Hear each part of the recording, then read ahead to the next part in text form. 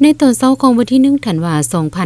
2025นี้ท่านวันเลินปุ้ยเมนีคณะประจำพรรคแขวงประธานแนวราวสร้างศาสตร์แขวงท่านพลจตวาคำแพนวิลือธรรมหัวหน้าการทหารกองบัญชาการทหารแขวงมือคำไซพร้อมโดยคณะห้องว่าการปกครองแขวงได้เข้าอวยพรอดีตการนำของแขวงพร้อมครอบครัวอยู่ที่เฮือนของบรรดาทานเป็นต้นอวยพรท่านลำสมัยวรสารอดีตประธานแนวราวสร้างศาสตร์แขวงท่านท้องเสริมบาวีคำอดีตการนำของแขวงท่านบุญคำไซเยลอวืออดีตประธานแนวราวสร้างศาสตร์แขวงและท่านพลจตวาจงจันทร์ราชวงศ์อดีตหัวหน้าการเมืองกองบัญชาการทหารแขวงในโอกาสวันสถาปนาสาธารณรัฐประชาธิปไตยประชาชนลาวครบรอบ50ปีและวันคล้ายวันเกิดของท่านประธานไกรสอนพรหมวิหารผู้นำที่แสนกลบหักของปวงชนลาวทางศาสตร์ครบรอบ105ปี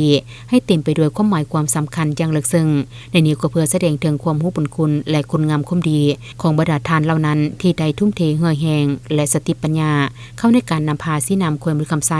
ในระยะผ่านมาเห็นให้แขวงมือคำไซมีความสงบเป็นระเบียบเรียบร้อยเศรษฐกิจได้มีการขยายตัวอย่างต่อเนื่องสังคมมีความสีวิไลและเฮ็ดให้แขวงมือคำไซ